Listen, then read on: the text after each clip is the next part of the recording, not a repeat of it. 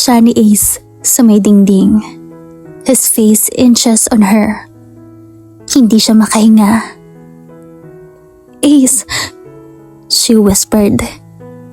Hinila nito ang kanyang mga bewan and pushed them on the top of her head.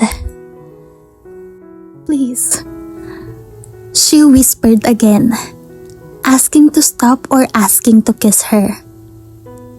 "Why, Samantha?" he asked breathlessly. "I don't know what you're talking about, Ace.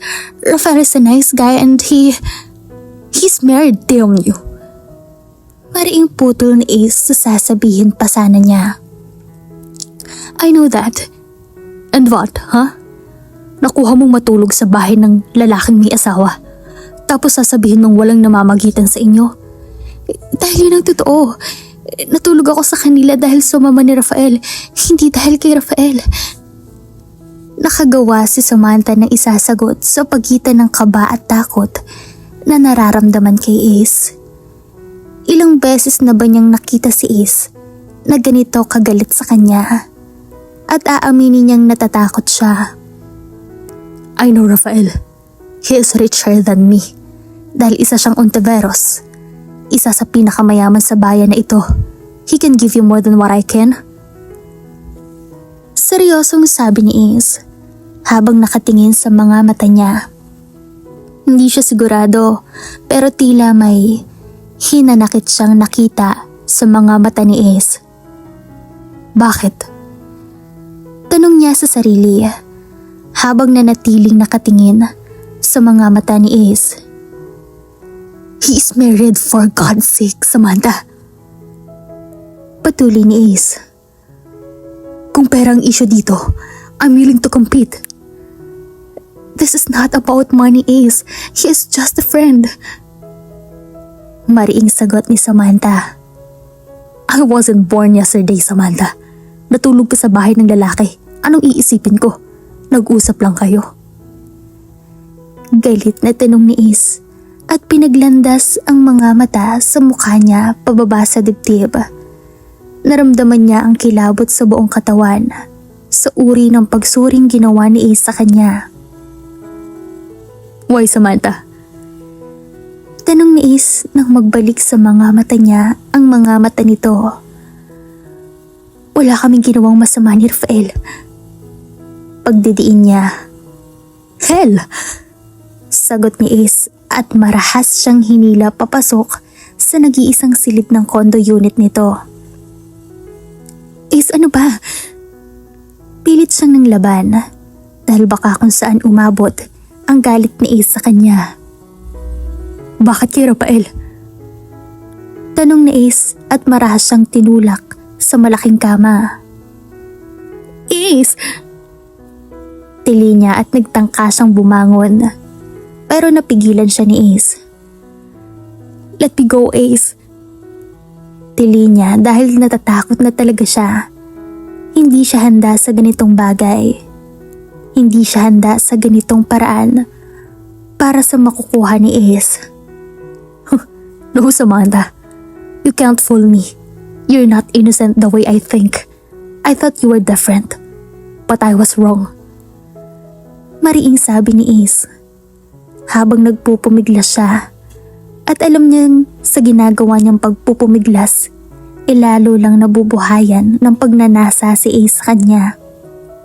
Dahil sa bawat galaw niya, tumataas ang suot na bestida at ramdam na niyang halos litaw na ang andis niya dahil nararamdaman niya sa mga hita ang maong ni Ace.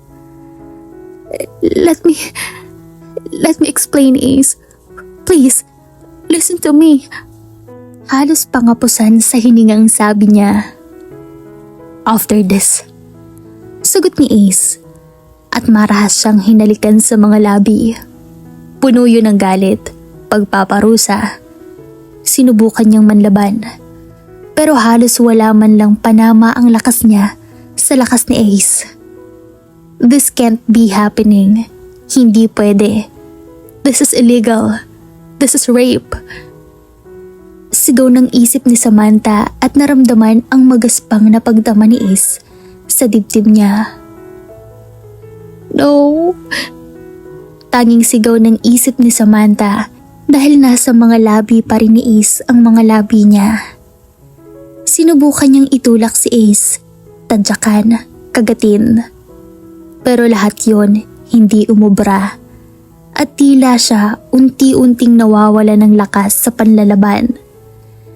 Naramdaman na lang niyang tumutulo na pala ang mga luha sa takot sa posibleng mangyari sa kanya sa kamay ni Ace. Aaminin niyang may damdamin siya kay Ace at handa siyang ibigay ang sarili kay Ace nang walang pag-aalinlangan. Pero hindi sa ganitong paraan. Hindi sa marahas na paraan na tila siya nire-rape. Tumigil sa paghalik sa kanya si Ace at naramdaman niya ang paglayo ng katawan nito sa katawan niya. Nanatili siyang nakapikit habang impit ang pag-iyak. Hindi siya kumilos. Nanatili siyang nakahiga sa takot at hindi magawang gumalaw. Damn! Narinig niyang mura ni Ace at gumalaw ang kama. Marahil tumayo mula sa pagkakaupo. Dahan-dahan niyang binuksan ang mga matang puno ng luha at liningon si Ace na nakaupo sa sofa sa may gilid ng kama. Sapo ng dalawang kamay ang mukha nito habang nakayuko. Nakahinga siya ng maluwag dahil tila bumalik na sa katinoan si Ace. Mabilis siyang naupo mula sa pagkakahiga dahil halos wala nang nakatakip sa ibabang bahagi ng katawan niya. Niipon ang bestidang suot sa may bewang niya at nakalantad ang itim na pang-ibaba. Mabilis niyang hinila pababa ang bestida at hindi napigilang maiyak ng tuluyan sa takot at sama ng loob kay Ace na muntik na siyang gawa ng masama. I'm sorry. Narinig niyang bulong ni Ace habang umiiyak siya. Nag-angat siya ng ulo at pinunasan ang mga luha sa pisngi. Sinulya pa niya si Ace na nakatingin sa dako niya. Nagtama ang mga mata nila at nakita naman niya ang guilt sa mga mata nito. Marahil totoong nagsisisi ito sa kagaspangan na ginawa sa kanya kani-kanina lang. I didn't mean to hurt you, Samantha. Simula nito habang nakatingin sa kanya na hindi mapigilan ang mga luhang dumadaloy sa pisngi. I was mad dahil mas pinipili mo si Rafael na may asawa over me. Uulitin ko ang sinabi ko. Walang namamagitan sa amin ni Rafael.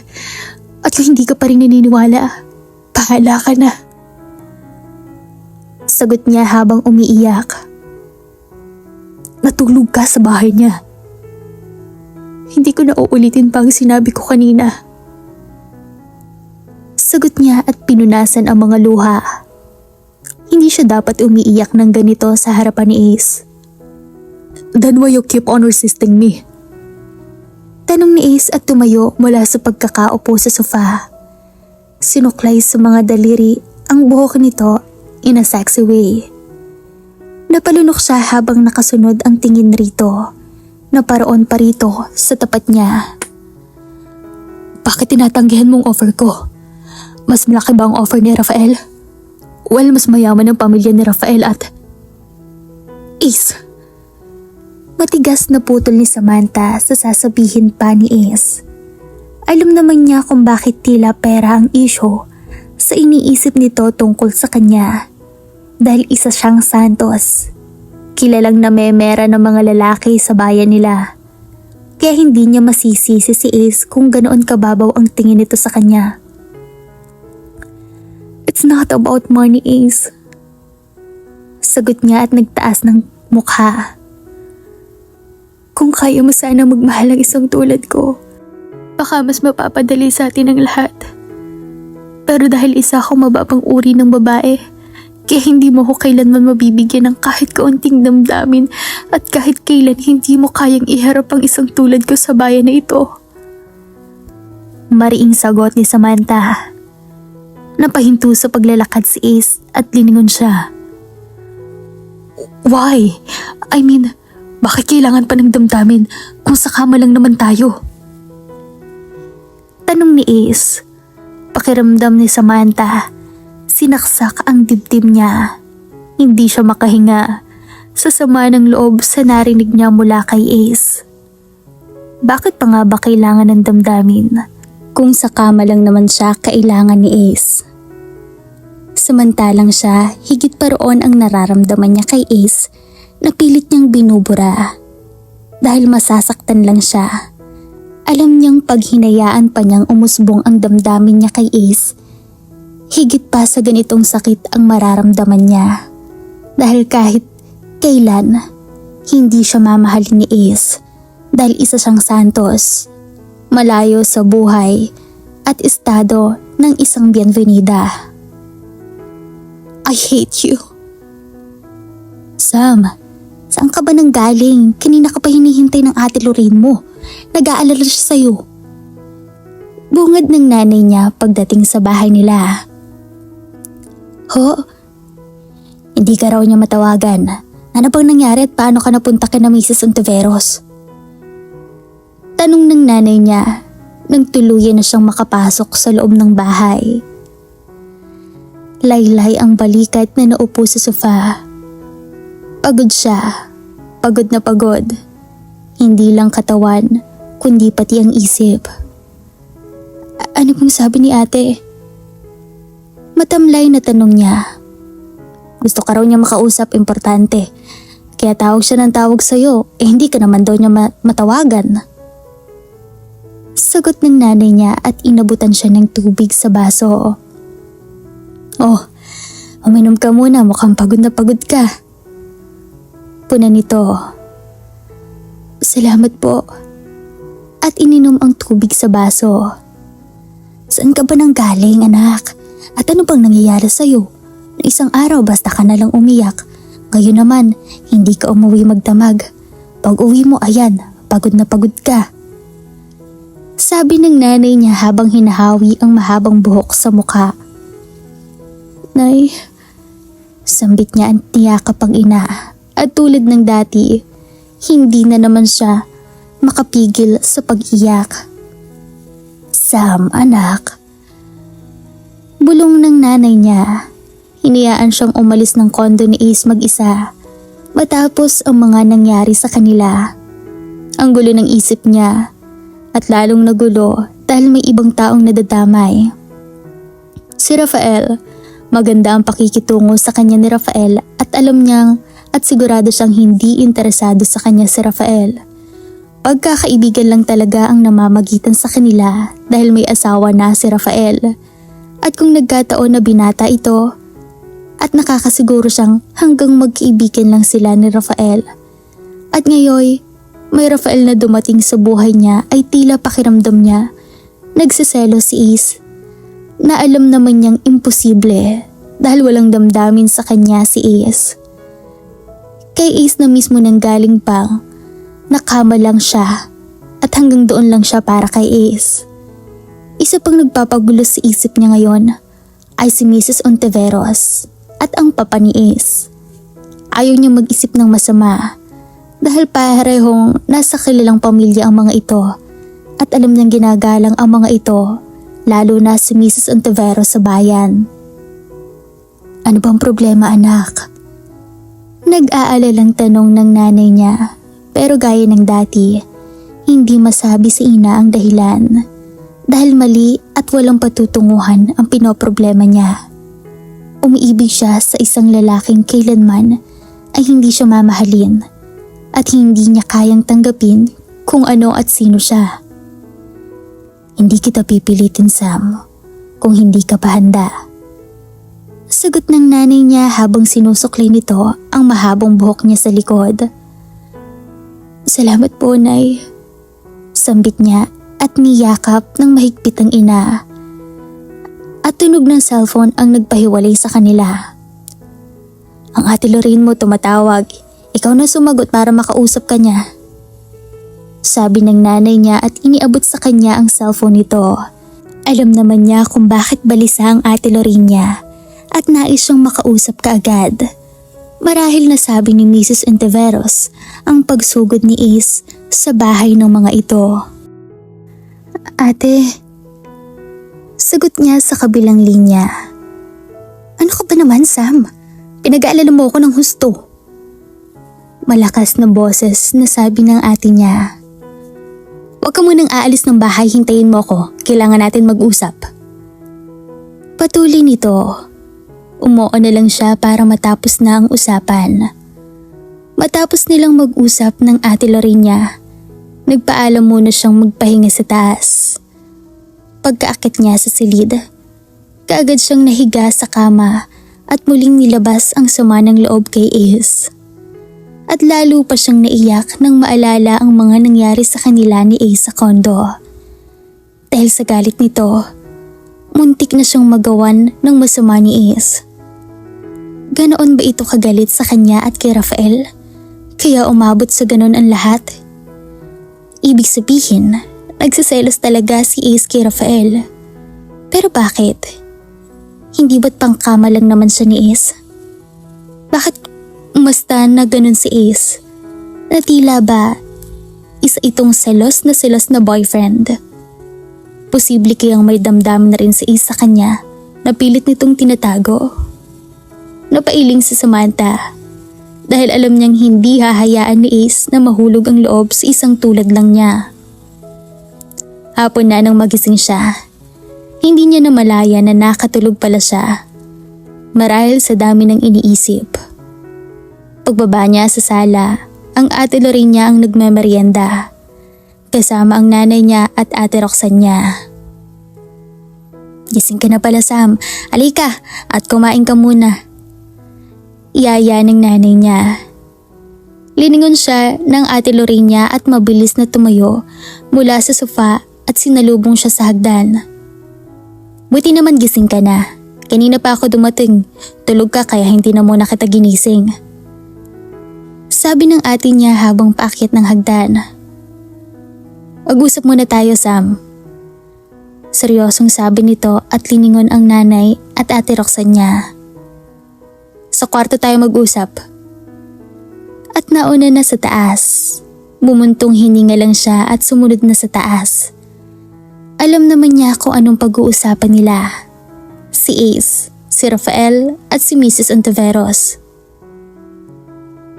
Aminin mo sa akin, Sam. May namamagitan ba sa inyo ni Ace Bienvenida? Agad na tanong ng ate Lorena na makapasok sa loob ng silid at isara ang pinto. Wala. Mabilis na sagot niya dahil yun naman ang totoo. Sam, kapatid mo ko. Hindi ka dapat naglilihim sa akin. At hinawakan siya sa kamay. Alam mo naman siguro kung sino si Ace, hindi ba, Sam? Alam mo naman siguro na isa siyang Bienvenida at siya mismo ang nagpalaya sa atin sa tinitirahan natin noon. Alam ko, ate. Sagot niya at binawi ang mga kamay. Anong namamagitan sa inyo, Sam? Wala nga, ate. Matigas na sagot niya. Ang sabi ni Mrs. Ontiveros, halos kalad ka rin ka ni Ace palabas ng bahay nila dahil doon ka natulog. At anong dahilan ni Ace para gawin yun sa'yo? Ate, wala, okay? Wala. Inis na sagot ni Samantha. Dahil ito rin naman, sa tuwing nagtatanong siya tungkol sa gabing hindi umuwi si Mr. Bienvenida sa pamilya nito, ay wala at wala din naman ang mga sagot nito. Sam, ano ba? At hinila siya sa kamay. Sabihin mo sa akin ang totoo. May relasyon ba kayo ni Ace? Kailangan kong malaman ng totoo para sa ikabubuti mo. Pagsusumamo ni Lorena. Nagtaas si Samantha ng mukha at humugot ng malalim na paghinga. Kung sasabihin mo rin sa akin ang totoo, anong nangyari noon nang gabing hindi umuwi si Mr. Bienvenida at kinaradkad kami ni Ace palabas ng bahay? Matapang ni Samantha na tanong. Alam niyang mali ang ginagawa niya sa kapatid na binibigay ang lahat sa kanya. Pero kailangan niyang malaman ng totoo. Ang totoong matagal na niyang inuusisa sa kapatid na magpahanggang ngayon ay wala pa ring maisagot. Sam, hindi mo dapat malaman pa ang nakaraan. Ang mahalaga ay ngayon. Ayokong mapahamak ka sa mga kamay ni Ace. No, ate. I need to know the truth. Lalo na't Ace is part of it. Ano bang totoong hinahanap mo? Sumama ako kay Mr. Bienvenida kaya hindi siya umuwi. Magkasama kami. So do you know na umuwi si Mr. Bienvenida kinabukasan? At ikaw, ate, after 1 week? At ang sabi mo, you were with him. Sama wag na. Tell me ate, ikaw ba talaga ang babae ni Mr. Bienvenida o may pinagtatakpan ka lang? Nanlaki ang mga mata ng kapatid sa sinabi niya. Nakita ko sila. Mr. Bienvenida and Mrs. Ontiveros together. And Ace asked me if nagkikita na naman ba kayo ng papa niya dahil pakiramdam niya may kinatatagpo na naman ang papa niya. Hindi na sana ako mag-iisip pero sa parehong araw nangyari ang mga bagay na yun. Sabi ni Samantha na lalong kinagulat ng kapatid. Gusto ko lang naman malaman ang totoo, ate. Patuloy ni Samantha. Bakit pa? Dahil ba kay Ace? Yes. Sagot niya sabay tango dahil tila umaasa siyang magbabago ang tingin sa kanya ni Ace kung sakaling hindi ang ate Lorena ang kinatatagpo ng papa nito. Baka sakaling mabawasan ng puot at galit nito sa kanya at baka sakaling magawa na siya nitong bigyan ng kahit kaunting damdamin. May relasyon kayo? Wala ate, but I think I'm in love with Ace Bienvenida.